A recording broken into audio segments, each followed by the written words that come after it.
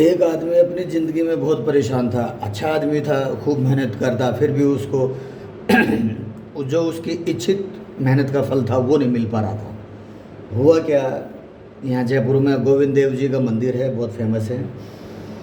गोविंद देव जी के मंदिर गया और खड़ा होकर के भगवान को लगा कोसने कि भगवान अंदर ही बैठा रहता है, एसी लगा रखे हैं तुम्हारे लिए, पंखे लग रहे हैं, खाने को टाइम से भोजन मिल जाता है, तुम्हारे को क्या कमी है?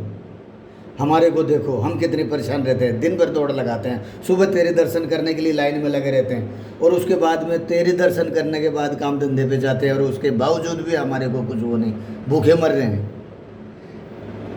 तो भगवान ने कहा कि एक दिन, सिर्फ एक दिन मेरी जगह पर यहाँ आके खड़ा हो जा, लोगों की बातें सुनना है, करना कुछ नहीं है, कुछ भी नहीं करना है, बोलना नहीं है, यहाँ कुछ भी होता रहे, लेकिन देखना है।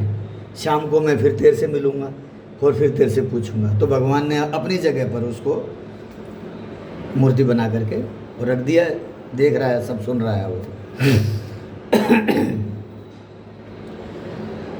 सुबह सुबह सभी गद्दी वाले जो हैं, जवाहरात के व्यापारी, सुबह तो अपनी दुकान खोलने से पहले मंदिर आते हैं, गोविंद देव जी के मंदिर। तो एक व्यापारी आया और बोला कि भगवान बरकत दीजो, यूँ दीजो, बहुत बढ़िया। और उसकी जेब से पर्स निकल के गिर गया, झुका प्रणाम करने के लिए। तो और वो वहाँ से चला गया। तो वो बोलने वाला था कि अरे तुम्हारा पर्स, लेकिन फिर याद आया भगवान की बात की बोलना नहीं है। तब जस्ट उसके बाद में एक गरीब आदमी, बिल्कुल फटे हाल, बड़े, भगवान बहुत मेहनत मजदूरी करता हूँ, इतना बड़ा परिवार है, रोज़ मजदूरी नहीं मिलती है, 2 दिन से बच्चों ने कुछ भी नहीं खाया है, कुछ व्यवस्था कर दो।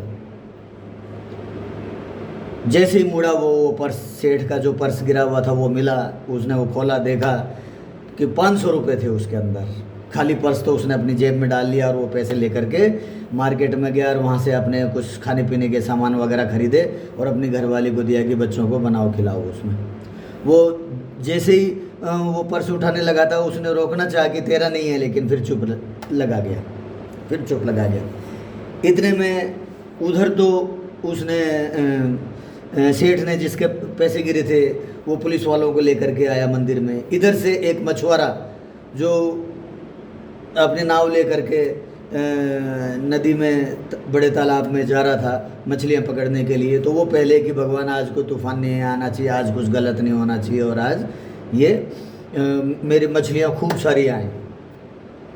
तो वो वहाँ था, उसके स्थिति देख करके सेठ ने कहा कि वो रहा चोर, उसने मेरा पर्स चोरी करा है, मेरा पॉकेट में से उसने मेरा पर्स निकाला है। तो जो भगवान ने उसको अपनी जगह पर खड़ा करा था वो रुका नहीं गया उससे, तुरंत बोला कि अरे नहीं, ये चोर नहीं है, ये चोर नहीं है, चोर तो वो है दूसरा जो कह रहा था कि वो खाना नहीं खाया और वो लेके वो पर्स लेकर के वो चला गया।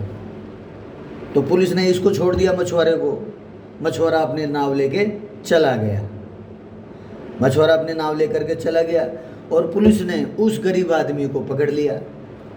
खाना बनाने की तैयारी चल रही थी, उस पैसे का क्या क्या उपयोग करा वो सारी चीज़ें पुलिस वाले अपने थाने में ले आए। बेचारे उसके बच्चे भूखे मर रहे थे, 2 दिन से उन्होंने खाना खाया नहीं था, वो भी लगने लग गए और वो चले गए। शाम को भगवान आए, बोले कि क्या क्या हुआ, कि ऐसे ऐसे सारा सब कुछ उसने वृत्तांत कह सुनाया।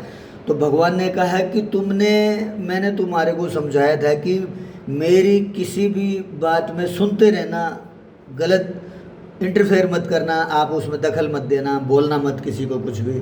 बोला भगवान वो कि अब सुन, इसका परिणाम क्या रहा, परिणाम सुनो। 500 रुपये गिरे थे सेठ के, उस 500 रुपये में वो तो मर नहीं जाता, उसे क्या फ़र्क पड़ना था 500 रुपये में।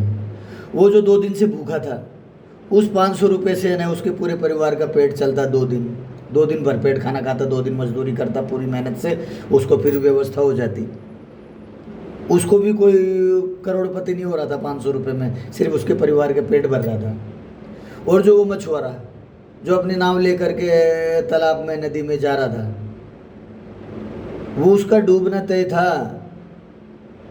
अगर वो पुलिस वाले उसको चोरी के आरोप में जेल में बंद कर देते तो 5-7 दिन के अंदर, 10 दिन के अंदर वो छूट छाट के आ जाता, लेकिन जिंदा रहता।